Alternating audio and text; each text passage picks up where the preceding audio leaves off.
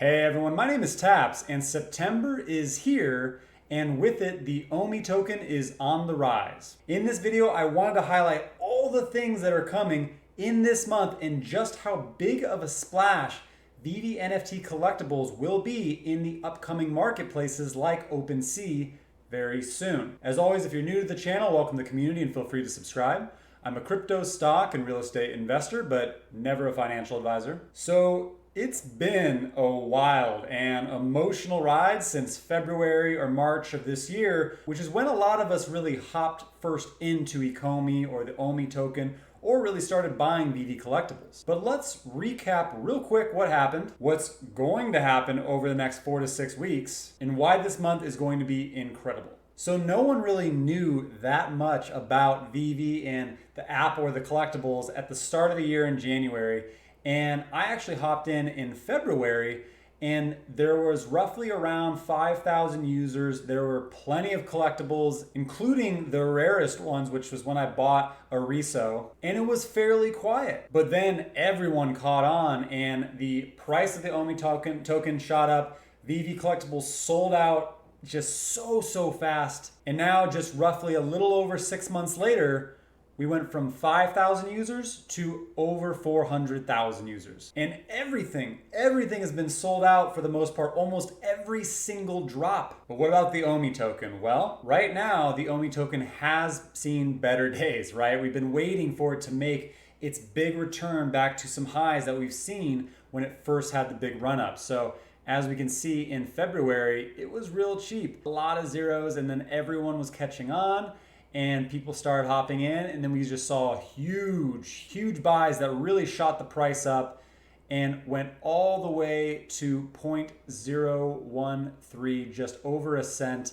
And then it had a big fall from grace, as most other NFT crypto projects did, had a big run up and then consolidated, and now it's starting to make traction again for the first time in a long time. So we've been in a rebuilding phase all up until this point, when so much is coming in September. That time is now, and our patience and hodling is going to pay off. And the first piece that's coming in roughly 2 weeks is MTL, and that is the money transfer license. So people will actually be able to cash out their gems from the VeVe app. There will now be a legitimate business where people can buy, sell collectibles with the ability to make fiat, make cash, right?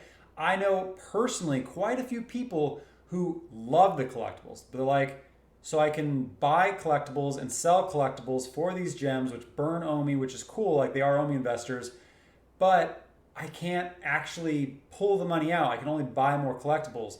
And that was a turnoff for them. But this actually shows that you can pull cash out. It actually has some business model behind it. This will bring a lot of attention to those who've actually been on the sidelines watching, because before it was like, hey, my reso that I spent $79 or $89 for jumped up thousands of dollars. Well, it was thousands of gems, right? Now it will equate to thousands of actual dollars. And we finally get info on the Master Collector program in September. So we've heard about this for quite some time. Like why are we collecting all the sets? Why are we collecting so many collectibles in the VeVe app? I have over 160, and I know plenty of people have several hundred to thousands. With the rise of OMI inevitably coming, what an excellent strategy to incentivize collectors who hodl and OMI token investors who hodl. Because with the Master Collector program, you'll be able to receive badges and tiers and perks for these drops. And additional OMI burning was hinted at through a recent interview with Dan. And finally,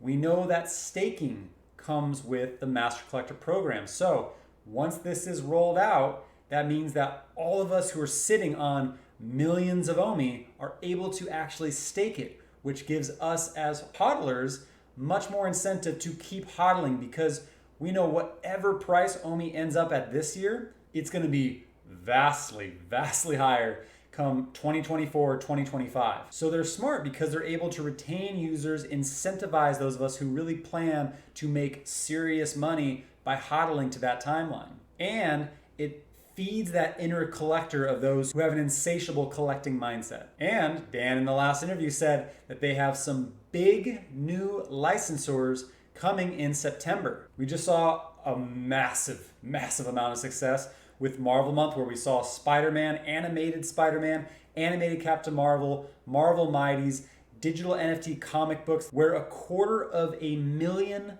NFT collectibles were dropped with the Marvel partnership and were sold. So now it's time to see more new licensors from the queue of over 100 yet to be seen. This is exciting because we're coming off of the heels of a really big one like Marvel, right? I can't wait to see what the next license is gonna be. We saw a ton highlighted in this slide that Dan barely touched on, but there are some really big names here like Street Fighter, Jurassic Park, Voltron, plenty more of Batman and DC and Wonder Woman, Star Trek, Sony, Battlestar Galactica, How to Train Your Dragon. But then we've also seen other ones in the past as well, right? Like Capcom and Monster Hunter, we know those are eventually coming. And plenty of other licensors that we know David Yu himself has been associated with, but obviously not confirmed yet, like Pokemon and Bandai and Star Wars and Nintendo and Dungeons and Dragons. But we all know what we're all hoping for, and that's NFLPA. We know that they have the license with the NFLPA. We've seen this actually in screenshots from the app in the past. And so having the sports vertical come out is going to be really big. This will attract a whole nother kind of user. And the Immutable X migration, right?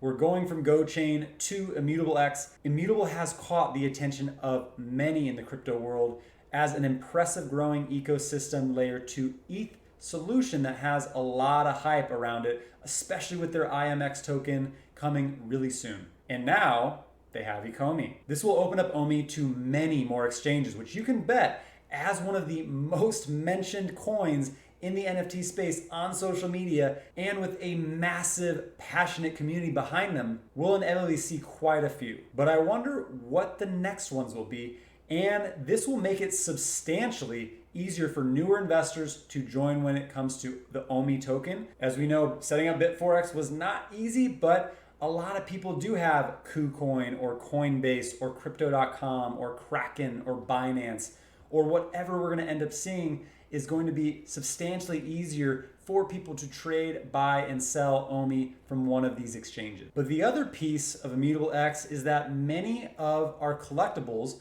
will now be able to mint in an actual NFT marketplace like OpenSea. And I've taken some time to really dig into this and connect with others who are in the NFT space, and this is the biggest bullish piece for VeVe and Ecomi and those who collect the collectibles. Why? Well, many put an asterisk right next to VeVe collectibles, right? Like they're gated. They don't have true ownership of them. They're not able to go into an OpenSea marketplace. And that's how a lot of the OGs in the NFT space really see VeVe and Ecomi. And this will give a lot more power and weight to our collectibles. Big investors of NFTs will now see them in that space and say, wow, that is amazing content.